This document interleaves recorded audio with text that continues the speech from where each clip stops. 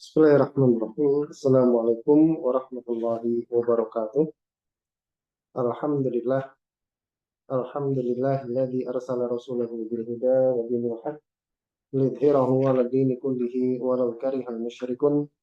Asyhadu an la ilaha illallah wahdahu la syarikalah wa asyhadu anna Muhammadan 'abduhu wa rasuluh. Allahumma sholli wa sallim wa barik ala sayyidina Muhammad wa ala alihi wa ashabihi wa man tabi'ahum bi ihsanin ila yaumiddin. Allahumma inna nas'aluka 'ilman nafi'a wa rizqan thayyiba wa 'amalan mutaqabbala, amma ba'd. Ayolah ikhwah fidakumullah.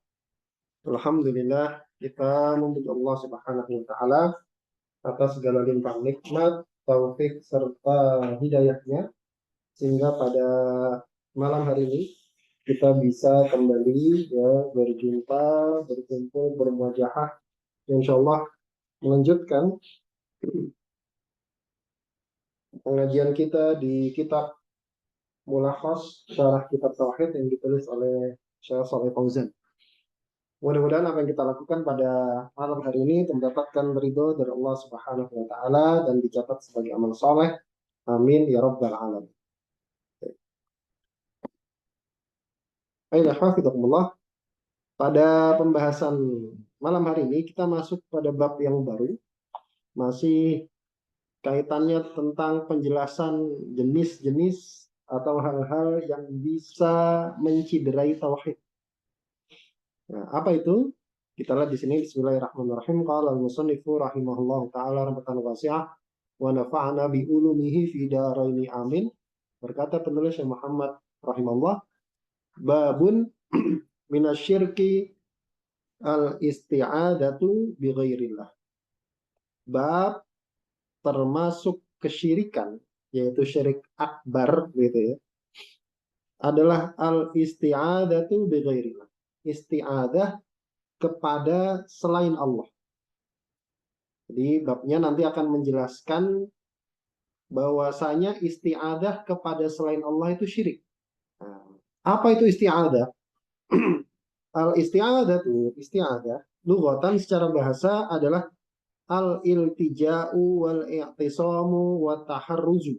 Iltija, bersandar, wal-i'tisam, i'tisam itu artinya ya berpegang, wa taharruz, berlindung ya. Jadi maknanya berdekatan antara itu, berlindung kepada selain Allah. Wa haqiqatuha, hakikat dari isti'adah adalah al-harbu min syai'in takhafuhu ila man yu'simuka minhu. Isti'adah adalah al-harbu, lari, menghindar, min syai'in, dari sesuatu yang takhafu, yang kamu khawatirkan, kamu takuti, ila man, menghindarnya kepada siapa? Menuju kepada orang yang yu'simuka minhu, menjaga kamu minhu, dari sesuatu yang kamu takuti tadi. Yaitu dari hakikat dari isti'adah. Isti'adah itu maksudnya adalah menghindar dari sesuatu yang kita takuti, itu berlindung kepada orang yang bisa menjaga diri kita dari yang kita takuti tadi. Nah, itu namanya isti'adah. Maka isti'adah kepada selain Allah itu adalah bentuk kesyirikan. Jadi isti'adah, minta perlindungan kepada Allah, itu termasuk kesyirikan. Isti'adah yang seperti apa yang bentuknya syirik? Isti'adah ada 4. Sebagaimana doa itu juga ada 4. Jadi isti'adah itu ada 4, sebagaimana doa itu juga ada 4. 3 bentuknya syirik, 1 bentuknya baik, gitu ya. Apa saja? Yang pertama, isti'adah kepada orang yang sudah meninggal. Ya. Maka ini kesyirikan secara mutlak. Ya. Kita minta perlindungan kepada Mbah Fulan yang sudah meninggal misalnya. Atau Eyang Fulan yang sudah meninggal. Maka ini kesyirikan akbar. Kemudian yang kedua, isti'adah kepada orang yang masih hidup, atau makhluk hidup, tapi orangnya goib atau nggak ada. Orangnya goib atau tidak ada. Ini juga bentuk kesyirikan akbar. Contohnya gimana? Contohnya ada orang berlindung kepada guru spiritualnya. Ya. Ada orang datang ke tempat baru gitu kan, misalkan dari daerah, kemudian datang ke Jakarta, ke ibu kota gitu, mantan ibu kota, ke Jakarta, kemudian di perjalanan dia berlindung kepada gurunya. Gurunya nggak ada di situ, gurunya ada di kampungnya. Dia berlindung tanpa handphone, tanpa alat komunikasi, lewat telepati. Maka ini adalah kesyirikan akbar juga. Yang ketiga, isti'adzah atau minta perlindungan kepada selain Allah, tapi pada perkara yang hanya Allah saja yang mampu. Minta perlindungan kepada selain Allah, tapi isi perlindungannya itu hanya Allah saja yang mampu. Minta dilindungi dari bencana, gitu kan. Minta dilindungi dari mara bahaya, minta dilindungi dari bala, dan seterusnya. Itu hanya Allah saja yang mampu. Maka ini juga bentuknya kesyirikan. Kemudian yang terakhir, nah ini boleh, isti'adah kepada selain Allah pada sesuatu yang dia mampu untuk melakukannya. Contoh misalkan kita minta perlindungan kepada polisi supaya dilindungi dari penjahat. Nah, kayak kemarin kasus viral, orang datang ke polisi karena mobilnya dibawa lari orang. Gitu. Boleh nggak itu? Jawabannya boleh. Karena polisi mampu pada dasar untuk melindungi orang tersebut dari penjahat. Jadi paham ya? Jadi isti'adah yang tidak boleh itu yang tiga tadi. Kalau sampai itu dilakukan, maka dia terjatuh ke dalam kesyirikan. Kemudian kita lihat munasabatul babi li kitab tauhid. Hubungan antara bab ini terhadap kitab tauhid. Apa hubungannya? Kenapa bab ini ditaruh oleh penulis dalam kitab tauhid? Anna fihi bayana nau'in min anwa'i syirki al munafi li tauhid. Bahwasanya di dalam bab ini terdapat penjelasan satu jenis dari jenis-jenis kesyirikan yang menghilangkan tauhid. Oh, berarti isti'adah kepada selain Allah dengan bentuk-bentuk yang seperti tadi itu adalah kesyirikan akbar. Kenapa? Karena munafil tauhid, menghilangkan tauhid. Wa huwal isti'adatu bi ghairillah liyuhdara wa yujtanaba. Yaitu isti'adah kepada selain Allah supaya diwaspadai dan dijauhi. Ini tujuan atau kesesuaian bab ini terhadap kitab tauhid. Ingat ya, jadi kita judulnya penjelasan bahwasanya istiadah kepada selain Allah itu syirik akbar. Nah, tentu harus ada argumentasinya ya. Kemudian penulis membawakan dua dalil untuk menguatkan judul bab. Ini artinya argumentasinya. Apa dalilnya? Apa buktinya? Apa argumentasinya bahwasanya istiadah kepada selain Allah itu syirik? Dalil yang pertama yang dibawakan oleh penulis adalah firman Allah Subhanahu wa taala dalam surat Al-Jin ayat ke-6. Allah Subhanahu wa taala wa qoulihi ta'ala wa annahu kana rijalun minal insi ya'udzuuna birijalin minal jinni fazaduhum rahaqa. Allah Subhanahu wa taala menceritakan tentang jin. Wa annahu bahwasanya kana dulu ada rijalun minal insi. Ada sekelompok orang dari kalangan manusia itu ya'uduna, mereka ta'awud, mereka minta perlindungan birijalim minal jin, kepada sekelompok jin. Ya'uduna, kata-kata ya'udun, minta perlindungan, bi an yakula ahaduhum, yaitu bentuknya bentuk minta perlindungan kepada jinnya yang diceritakan oleh jin di sini adalah salah seorang dari mereka itu mengatakan idza amsa biwadin wa khafa minal jin. Kalau dia kesorean gitu ya. Kesorean singgah di satu lembah, kemudian dia takut dari jin penunggunya, kayak di kita.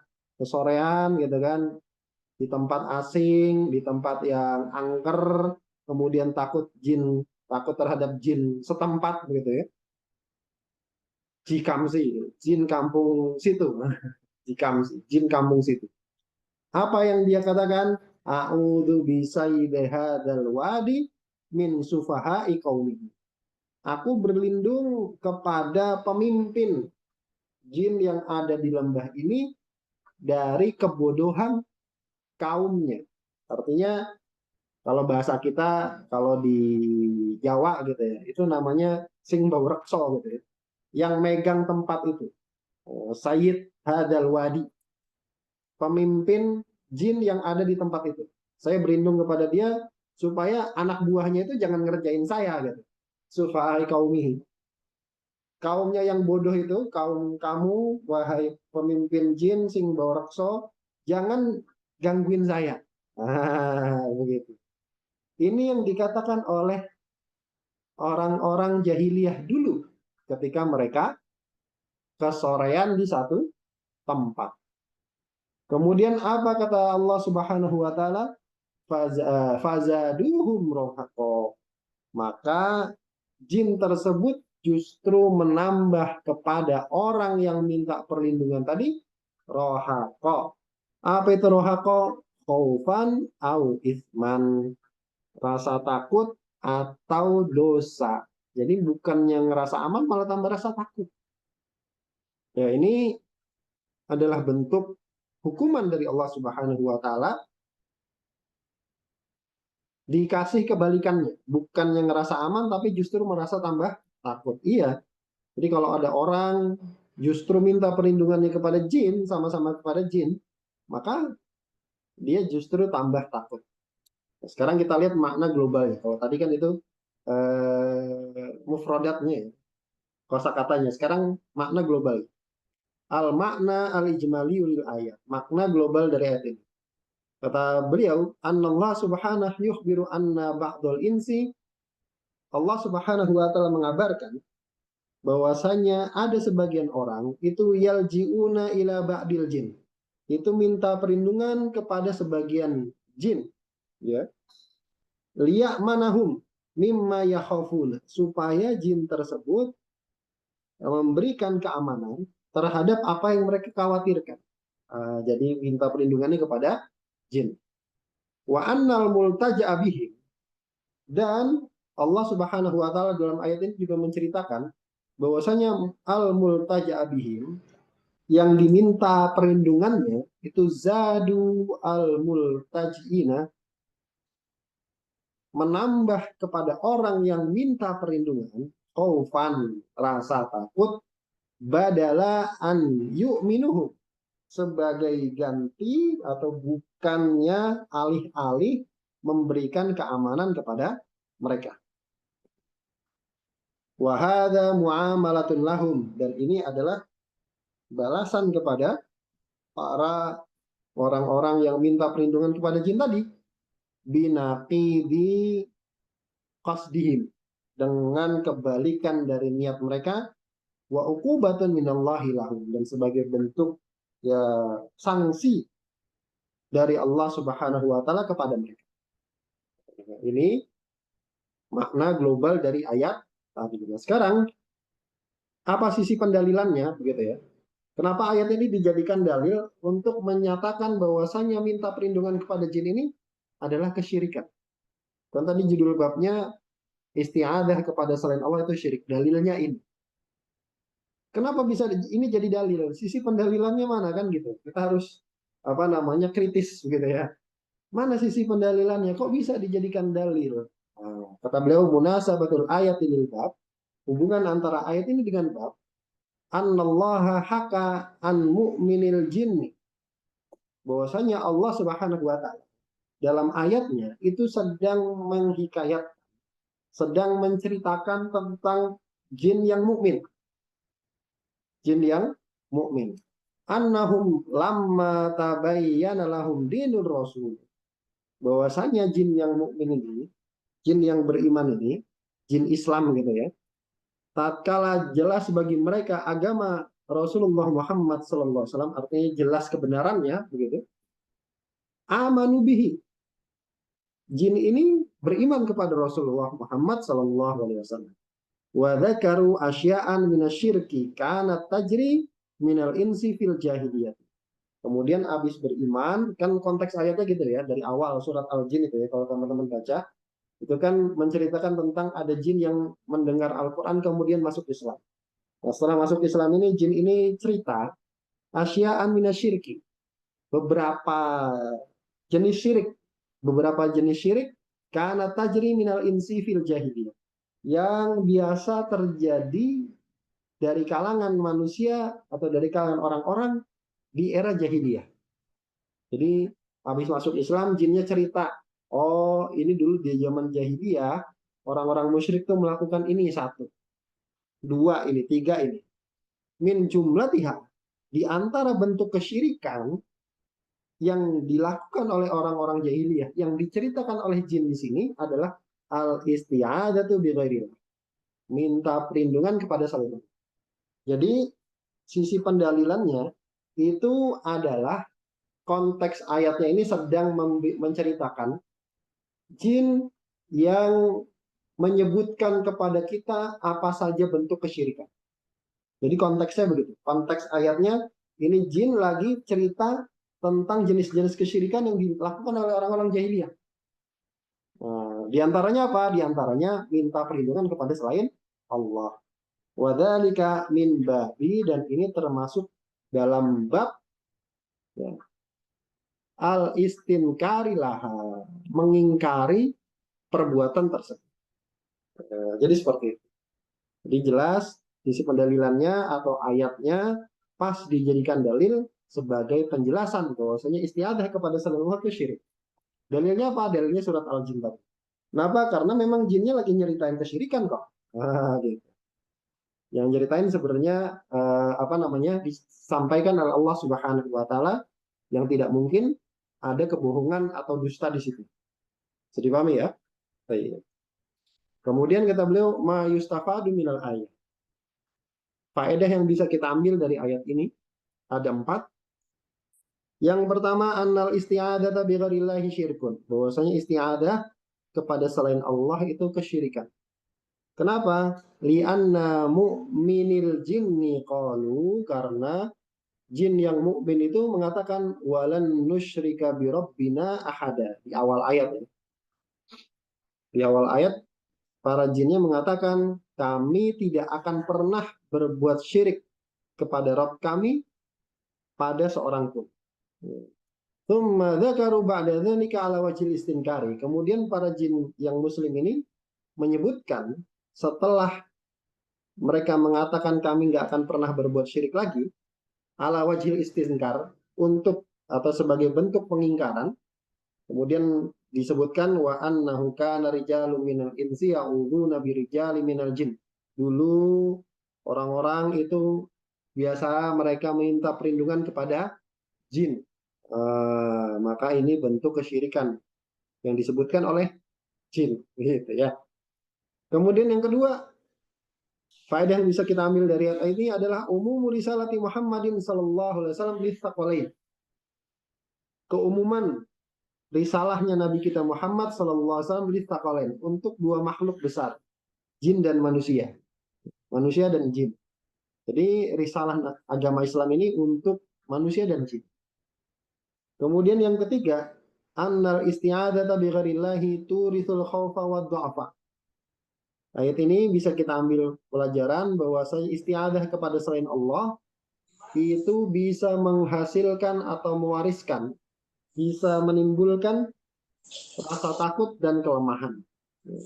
Karena ya, di ujung ayatnya mengatakan seperti itu, tidak menambah kecuali kelemahan. Berarti apa namanya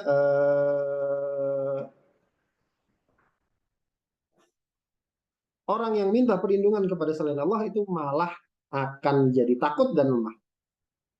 Kemudian yang nomor 4, yufhamu minal ayat, dipahami dari ayatnya. Ini makhumnya ya, kalau mantuknya kan, mantuk tekstual ayatnya kan cuma mengatakan fazaduhum rohako. Jinnya malah nambah kelemahan dan ketakutan. Nah, gara-gara apa? Gara-gara minta perlindungan kepada selain Allah. Oh, berarti kebalikannya tuh. Kebalikannya. Itu apa kebalikannya? Annal isti'adzata billah.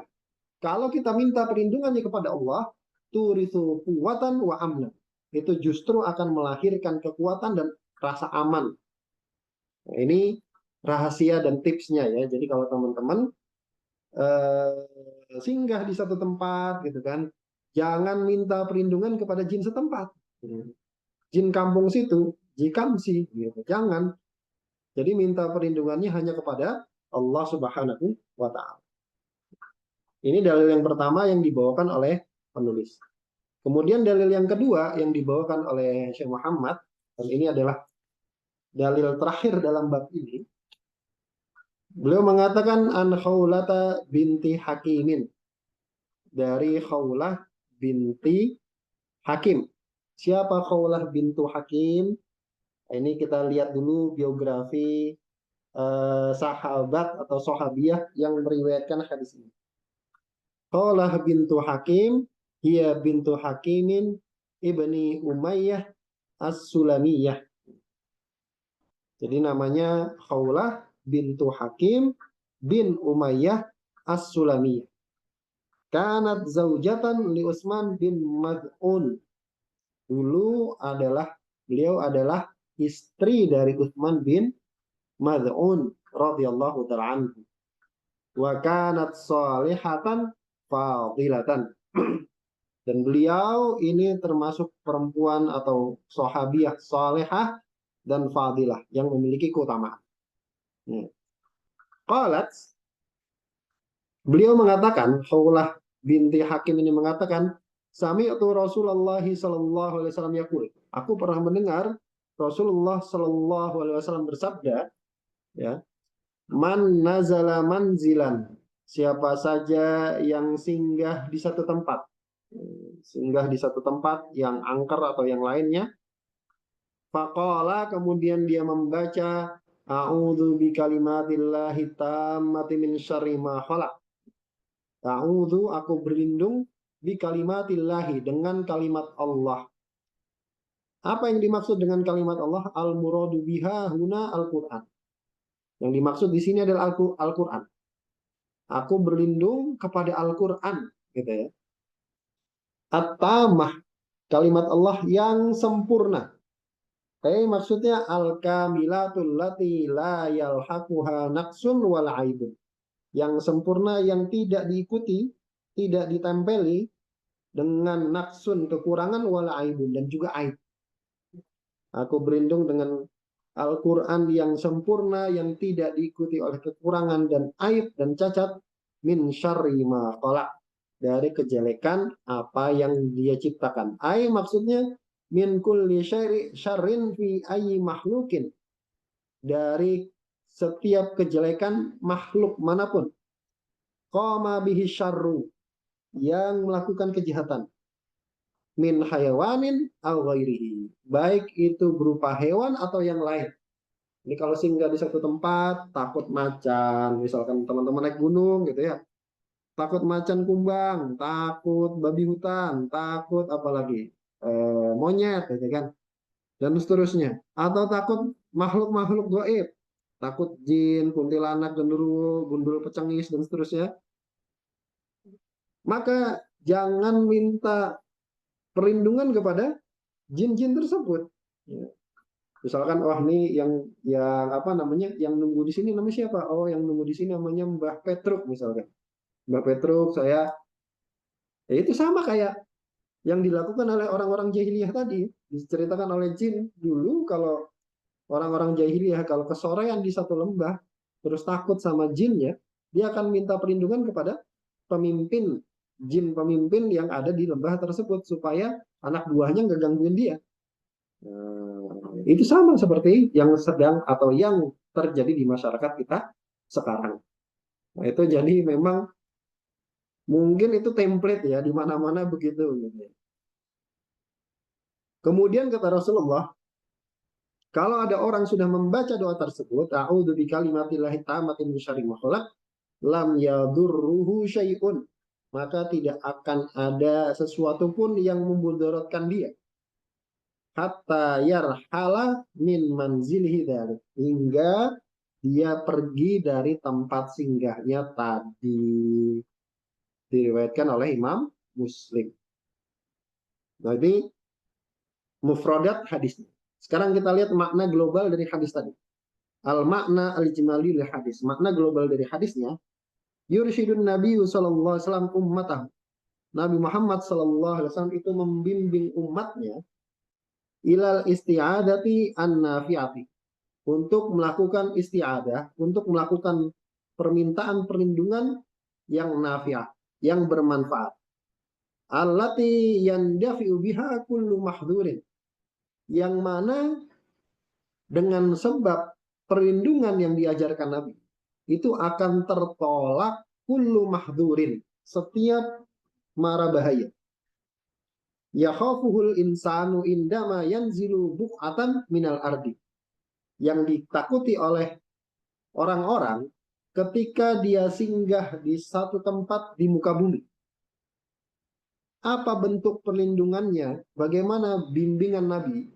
Bi an yasta'idha bi kalamillahi, yaitu dengan isti'adah, dengan minta perlindungan kepada atau dengan kalamullah asy-syafi, yang sempurna, al-kafi, yang mencukupi, al-kamili, dan ya sama sempurna.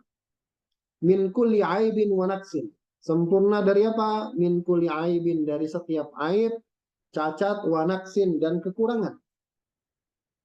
Liya mana fi manzilihi dzalika ma dama muqiman fihi min kulli ghailati su'in, supaya mendapatkan keamanan fi manzili dzalika, fi manzilihi dzalik, di tempat tersebut, madama muqiman fihi, selama dia sedang berada atau singgah di tempat tadi. Oh, jadi caranya seperti itu. Min kulli ghailati su'in, dari setiap bahaya atau kejahatan. Dari setiap kejahatan. Nah, ini makna global dari hadis tadinya. Sekarang apa hubungannya antara hadis ini dengan bab? Kenapa bab ini jadi dalil untuk menunjukkan bahwasanya istiadah kepada selain Allah itu syirik? Apa buktinya? Kata beliau, munasabatul hadis lil bab, hubungan antara hadis dengan bab. Ingat ya tadi judul babnya, istiadah kepada selain Allah itu syirik. Dalilnya satu, yang tadi ayat 2 ini. Sisi mendalilnya dari mana? An-nafihi irsyadan ilal isti'adati an-nafiati al-masyru'ati. Bahwasanya di dalam hadis ini terdapat petunjuk untuk melakukan isti'adah, untuk melakukan minta perlindungan nafi'ah yang bermanfaat, al-masyru'ah yang disyariatkan. Badalan sebagai ganti minal isti'adati syirkiyah, dari isti'adah syirkiyah, dari isti'adah yang bentuknya syirik. Allati kana yasta'miluhal musyrikun, yang dulu dilakukan oleh orang-orang musyrik. Jadi di dalam ayat di dalam hadis ini Rasulullah ngajarin istiadah yang tidak syirik. Istiadah yang tidak syirik berarti kebalikannya, istiadah kepada selain Allah itu syirikan. Begitu. Kemudian yang terakhir, ma yustafadu minal hadis. Apa faedah yang bisa kita ambil dari hadis ini? Ada 5. Yang pertama, bayanun annal isti'adata ibadatun. Penjelasan bahwasanya isti'adah itu ibadah. Kenapa? Dari mana kita bisa simpulkan bahwasanya isti'adah minta perlindungan itu ibadah? Karena Rasulullah ngajarin. Karena Rasulullah ngajarin caranya. Sesuatu yang diajarkan oleh Rasulullah itu hukumnya cuma 2. Ini sering saya ulang-ulang. Kalau nggak sunnah ya wajib, kan gitu kan? Kalau nggak sunnah ya wajib. Minimal itu bentuk syariat Islam. Karena tidak mungkin Rasulullah mengajarkan sesuatu yang bukan ibadah gitu kan. Rasulullah ngajarin sesuatu yang jelek gitu, nggak mungkin. Yang diajarkan oleh Rasulullah itu pasti ibadah. Ya. Misal Rasulullah ngajarin kita makan pakai tangan kanan. Oh, berarti makan pakai tangan kanan itu ibadah. Makan pakai tangan kanan itu ibadah dan seterusnya. Seperti itu ya. Jadi dipahami. Itu yang pertama. Kemudian yang kedua, faedah dari hadis ini annal isti'adata al-masyru'ata hiya makanat billah au bi asma'illah wa sifatih. Bahwasanya isti'adah yang disyariatkan, yang boleh itu adalah isti'adah yang billah, minta perlindungan kepada Allah. Au bi asma'ihi, atau dengan nama-nama Allah. Wa sifati, atau dengan sifat-sifat Allah Subhanahu wa taala. Dengan catatan 4 yang tadi sudah disebutkan di awal ya, di awal kajian ya. Seperti itu. Jadi isti'adahnya kepada Allah dengan nama Allah atau dengan sifat-sifat Allah. Nama-nama Allah itu maksudnya yang lain. Aku berlindung kepada Ar-Rahman, aku berlindung kepada Ar-Rahim, dan seterusnya gitu. Itu nama-nama Allah yang lain. Kemudian yang ketiga, faedah yang ketiga, anna kalamallahi ghairu makhlukin. Nah, di sini menunjukkan bahwasanya kalamullah itu bukan makhluk. Kalamullah Al-Quran bukan makhluk. Ya. Kenapa? Li'annallaha syara'a al-isti'adata bihi. Karena Allah Subhanahu wa taala itu mensyariatkan untuk isti'adah dengan kalimat Allah yang sempurna. Kan hadisnya ngomongnya begitu ya, di judul doanya kan gitu. A'udzu bikalimatillahi tammati. Aku berlindung kepada kalimat-kalimat Allah yang sempurna. Oh, berarti Allah mensyariatkan isti'adah dengan kalimat-kalimat Allah, kalam-kalam Allah. Wal isti'adatu bil makhluki syirkun kama sabab. Sedangkan isti'adah kepada makhluk itu syirik sebagaimana sudah disebutkan sebelumnya. Fadalla ala annahu ghairu makhlukin. Maka ini menunjukkan bahwasanya Al-Qur'an itu bukan makhluk. Kalau makhluk, Allah nggak akan menyuruh kita untuk isti'adah kepada Al-Qur'an. Ya, karena kalau Al-Quran itu makhluk, maka konsekuensinya Allah nyuruh kita berbuat syirik kan gitu. Maka itu sesuatu yang tidak mungkin, muhal, sesuatu yang tidak mungkin. Maka berarti Al-Quran itu bukan makhluk. Gitu. Kemudian yang keempat, fadilatu hadat du'ai ma'akhtisarihi. Yang keempat, faedah dari hadis ini adalah fadilah doa ini meskipun ringkas. Ya, fadilahnya apa? Bisa ngasih kita perlindungan. Inilah dengan izin dari Allah Subhanahu wa taala. Jadi teman-teman kalau misalkan naik kendaraan, datang ke terminal, kemudian takut, baru ngerantau di tempat baru dan seterusnya, jangan lupakan doa ini. Karena ini bisa melindungi kita dari kejahatan makhluk Allah, apapun itu. Binatang kayak, penjahat kayak, dan seterusnya. Tentu disertai dengan ikhtiar yang lain ya, gitu. Begitu. Kemudian yang nomor 5, faedah dari hadis ini anna nawasiyal makhluqati biadillah, bahwasanya nawasi itu ubun makhluk, selamat atau tidaknya seseorang, selamat atau tidaknya makhluk itu biadillah, berada di tangan Allah Subhanahu wa taala. Jadi selamat atau tidaknya kita itu bergantung kepada Allah Subhanahu wa ta'ala berdasarkan hadis ini. Begitu. Wallahu ta'ala alam bishawab. Insyaallah kita cukupkan sampai di sini. Insyaallah pada pertemuan berikutnya kita akan masuk ke bab yang baru, yaitu istighosah kepada selain Allah dan doa kepada selain Allah. Apa hukumnya? Insyaallah akan kita bahas di pertemuan berikutnya. Kita cukupkan. Kita tutup dengan membaca doa kafaratul majelis. Bismillahirrahmanirrahim. Subhanakallahumma wa bihamdika asyhadu an la ilaha illa anta astaghfiruka wa atubu ilaik. Assalamualaikum warahmatullahi wabarakatuh. Jazakumullah khairan, barakallahu fikum.